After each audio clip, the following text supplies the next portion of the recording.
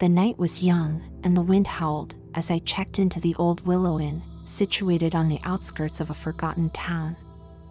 The inn had stood since the 1800s, its walls saturated with histories, both glorious and sinister. My footsteps echoed on the creaking floorboards as I made my way to the reception desk, where an elderly man awaited, his eyes reflecting decades of secrets. "Good evening," I greeted, noting his hesitant smile. "I have a reservation under the name Mark Benson."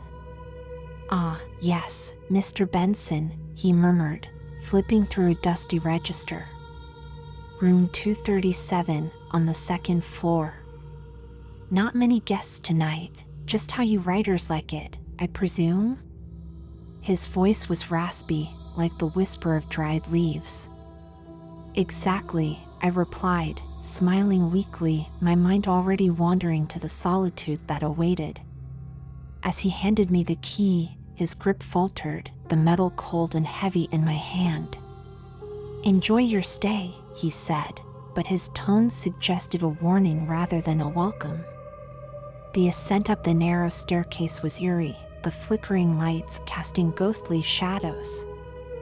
I felt a chill, not from the cold, but from the unnerving silence that enveloped me. As I approached my room, the air grew inexplicably colder, my breath visible in the dim corridor light. Inside room 237, the atmosphere felt suffocating, the pastel wallpaper peeling like dead skin. I tossed my bag onto the bed, the springs groaning under its weight. Trying to shake off the unsettling feeling, I unpacked my laptop and notepad, ready to start on my latest horror novel.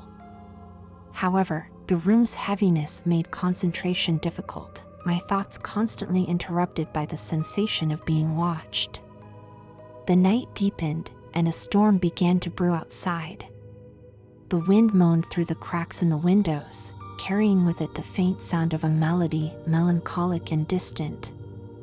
Curiosity piqued, I followed the sound to a dusty, old radio that shouldn't have been working, yet there it was, alive with an ancient tune. "Who's there?" I called out, half expecting an answer. But only the thunder replied, a booming laugh against my feeble voice. Shaken, I decided to explore the hotel, hoping to find the source of the haunting music, or perhaps another soul as sleepless as myself. The hallway was darker now, the bulbs flickering more aggressively, as if struggling against an unseen force. As I passed room 233, I heard whispers, faint but distinct. I pressed my ear against the door, the voices clearer now, discussing something urgent, something terrifying. "Don't let him leave," said one, shivering with dread. "He can't know about us." "Too late now," another replied, a hint of malice in his tone. "He's seen too much." Panic surged through me, my heart pounding. I stepped back, knocking over a vase. It shattered, the sound piercing the tense air. The door to room 233 creaked open, and I was met with absolute darkness. A cold hand grasped mine, pulling me with impossible strength. "No!" I screamed, trying to pull away, but the grip only tightened. I looked into the darkness, eyes desperately searching for an assailant, but there was only the deep, oppressive black. Suddenly, a flash of lightning illuminated the corridor, revealing a glimpse of the figure holding me, a man, or what once might have been a man, his face pale, eyes hollow, a silent scream etched into his features. "You shouldn't be here," he whispered, his voice a chilling blend of fear and warning. "Leave, before they find you too." Before I could respond, he vanished, as if swallowed by the shadows. Heart racing, I ran back to my room, the echoes of my footsteps mingling with the whispers that now seemed to come from every corner. I locked the door, my breaths ragged and heavy, the room spinning around me.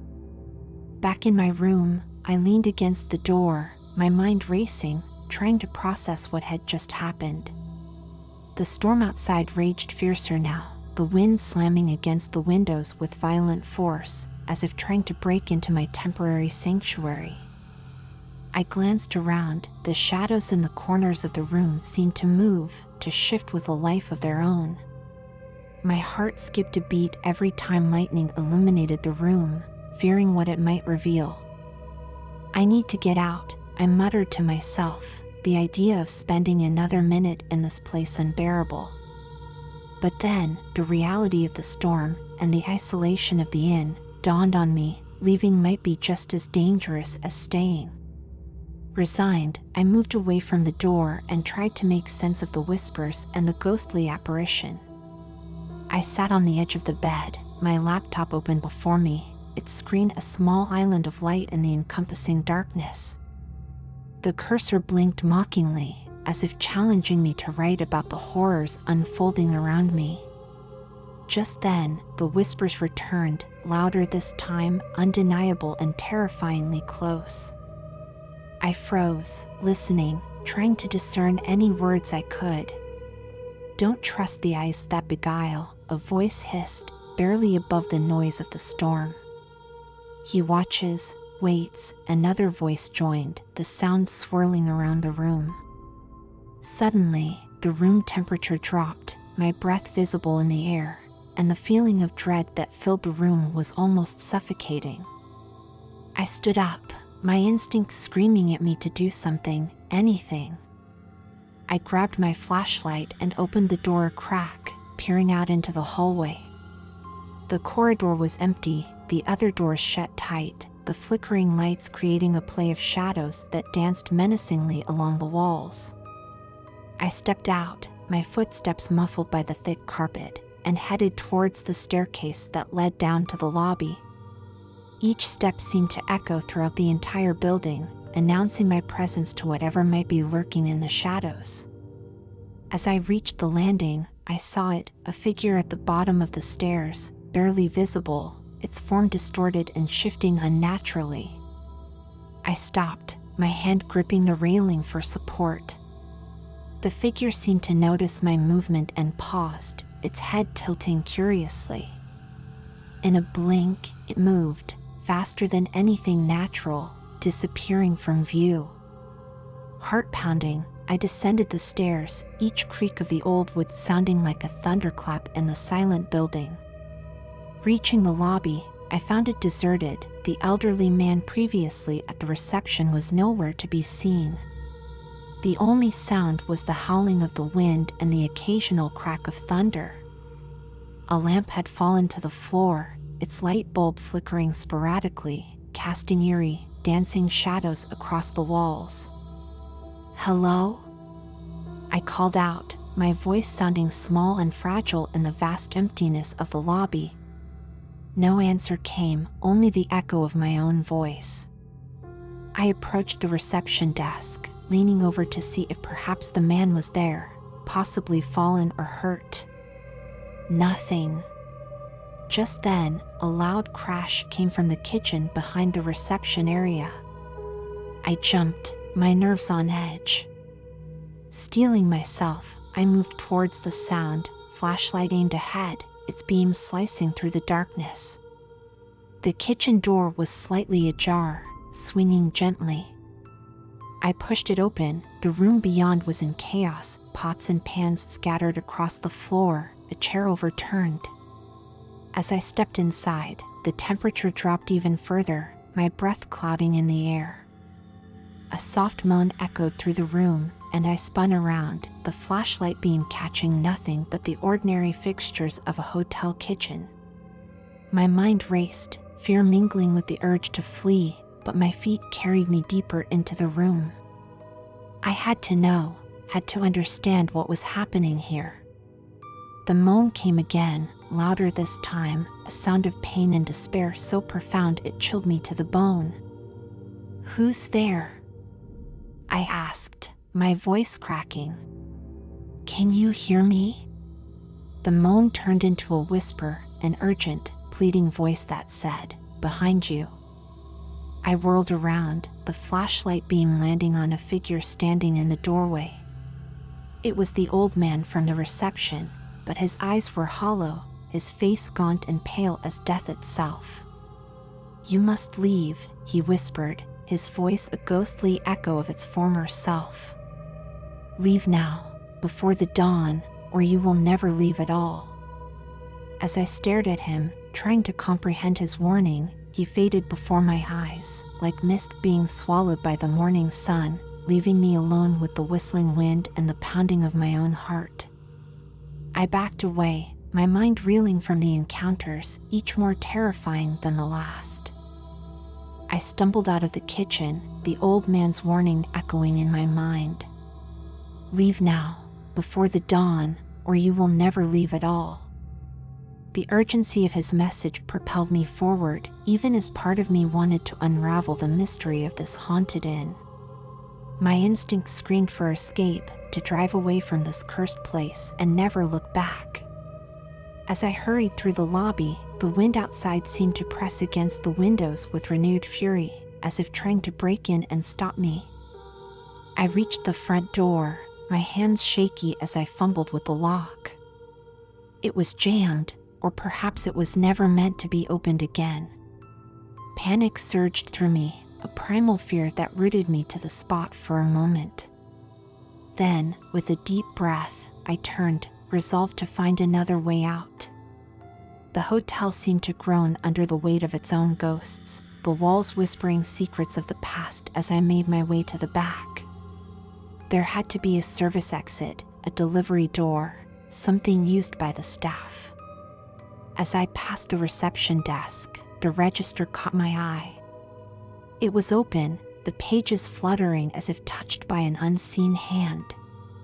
Compelled by a force I couldn't resist, I approached it, my eyes scanning the names. They were old, some entries faded, but one name stood out, written over and over again, Mark Benson. It was as if the hotel had been waiting for me, calling me here across the decades.